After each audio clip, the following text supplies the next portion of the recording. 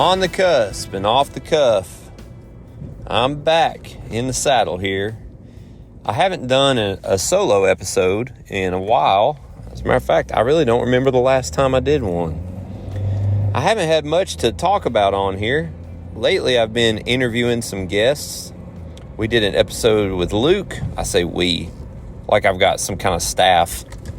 Y'all know it's just me running this company, this podcast.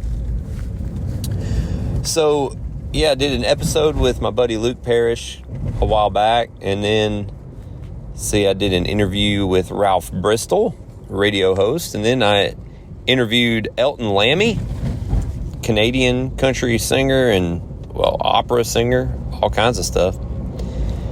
So because of that, I really got in the swing of interviews, and I really got to where I enjoyed them so much that I wanted to focus more on interviewing people rather than just me blabbing away. I did that a lot this year when I was on the Johnny Cash tour, and actually I'm half embarrassed by a lot of those episodes. And one night I almost went back and deleted a bunch of them off of the podcast platform, but I decided not to.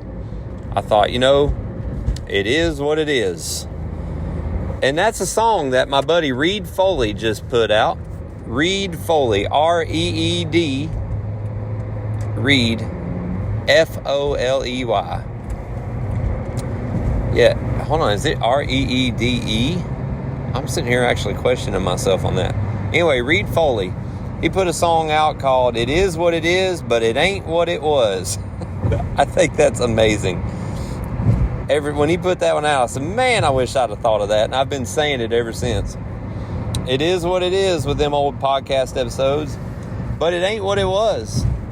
On the cusp and off the cuff, changes with the wind. It's been an interview podcast lately, and it's going to continue to be more of that moving forward, but I had something to say tonight. I'm driving. I'm back in the car doing an episode. I am leaving downtown Nashville. I worked on the golf cart today. I did some golf cart tours, and tonight was a very special night. Every now and then in this city, I find myself in the middle of an experience that will be one I always remember. There are firsts in this town that sometimes you get to a point where you think they're never going to happen, and then suddenly they do. And you find yourself experiencing a thing that you've envisioned and dreamed about for years. And tonight, that happened. We went to see our friends, Darren and Brooke Aldridge. They are an award-winning bluegrass, IBMA award-winning band. Brooke has won IBMA Female Vocalist of the Year 4 times. Darren has won awards as a mentor, as a musician. He's an incredible singer. They're great songwriters. They're a husband and wife duo that Amy and I look up to. And if you follow our music, you know that my wife, Amy, and I, we recorded an album with Darren producing it. And I'm so proud of that record. It's the album. As far as the ones that I've been a part of, it's the one that I'm the most excited to listen to. So that album came out last year.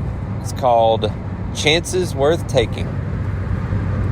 Well, tonight we had a special moment. So we go to watch them sing, and we told them the other day, we were talking with them. I was actually texting back and forth with them about something, about guitars. We were talking about guitars.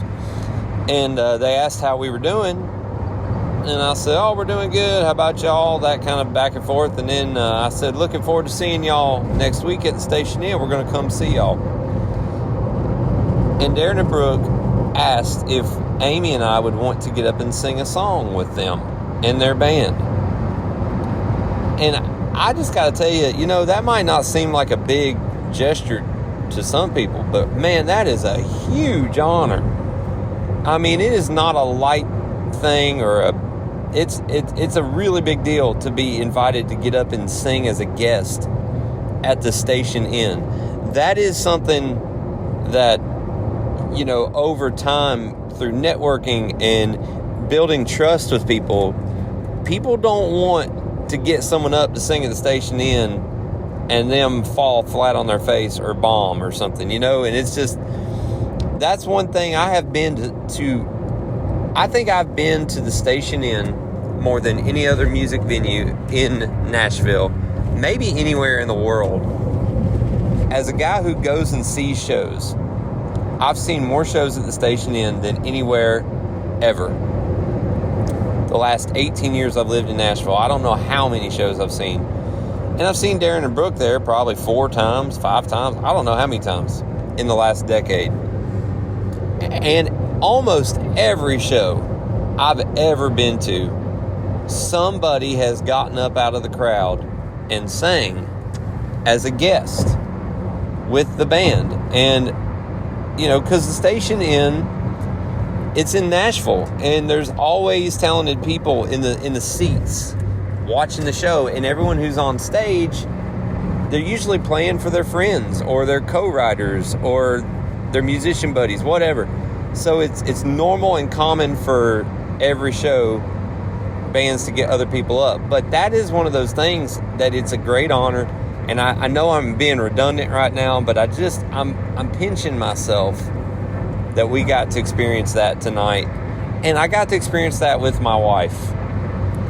And I'll be honest with you, that would not have happened without her. Without her singing, without what she brings to the music that I get to write and be a part of. That is the attractive quality that, and not just beauty. I mean, her voice, the blend of our voices, and that's how Darren reached out to work with us and produce a record, and it was just a wonderful moment. So I'm pinching myself. I mean, this is right up there with playing the Bluebird. You know, I've done that now quite a few times over the years. Never played the Ryman, never played the Grand Ole Opry. I've never done my own show at the station inn with Amy. And I say my own, I mean Amy and I do a show. We've reached out to them a few times, and you know, it's really hard to get booked there. So maybe that's something that we can approach later on down the road, but that doesn't matter right now. Right now, I'm just honored that we got to be a part of that tonight. Darren and Brooke put on an amazing show. Their band is killer. We had our friend and co-writer Bill White in the audience watching the show, and we got to sing the song that we wrote with Bill that Darren produced for us, and Darren sang with us. It's called Alabama Coast, and I'm just so proud of that song. That's my favorite song on the record. Well, right up there with This Ain't the Gospel. 2 completely different styles. Not necessarily styles, but just way completely different vibes on songs. And so this was a special night for Amy and I, and our kids were there. And, you know, I don't know if Darren and Brooke would ever listen to this, but I want to say thank you to them, and obviously to our co-writer Bill White for writing that song with us. And, yeah, that's what just happened. We are on the cusp of some local shows. We got a show at Big Sky Farms. Normally we go to Montana this time of year, but this year we're actually not doing that. I might actually tell that story, a short version of it. But to finish the thought I just started, Big Sky Farms is here in Tennessee. It's actually about 3 miles from our house as the crow flies. We met some wonderful people that run this Christmas tree farm, and they've made this barn like an event center, and they're starting to do other events throughout the year. And they've hired us for the final weekend of July to come down there and play their summer festival, and we're excited about that. So it's going to be me and Amy, and Kinsey is going to play that with us, and we're real excited to play with Kinsey. It's been a while since we've played as a trio. I think it'd be back in May last time we done it. So that's coming up here in a couple weeks. I think July 27th, if I ain't mistaken. You get there in August, about August 13th, we got 2 shows in Memphis at Graceland. Amy and I are going to be down there doing an acoustic set as part of the Elvis Week festivities. and we're real excited about that. Our friend Danny McCorkle, he puts that on, and he puts all that together, and he sure is kind enough to put us on a few slots down there to actually play two different sets in one evening as part of their musical nights there across the street from Graceland. Y'all know, if you know me, you know Elvis is my favorite. He's a big deal to me, and being on that property and actually going through the house, that's a goal of mine. I want to take my kids through the house. They've never been through Elvis's house in Graceland. I was trying to think what this compares to in other cultures. Taking my kids, Tennessee kids, our southern heritage, to go through Graceland's almost like a bar mitzvah. How do you say that? For the Jewish people, it ain't necessarily religious, but it's kind of a rite of passage, you know. Once you do that, you can say you've done that, I reckon. Maybe this doesn't, I don't think that works. I don't know, but anyway, I'm excited to take the kids through Graceland. That's in August. And another thing is Amy and I got invited to play at Puckett's, which is a really great restaurant. There's 3 or 4 locations across the Middle Tennessee area. And Amy and I are going to be playing in Hendersonville and in Franklin Puckett's. We're doing a couple Friday nights, country music nights, and then we're doing Sunday Gospels. We're going to do some Sunday Gospel shows.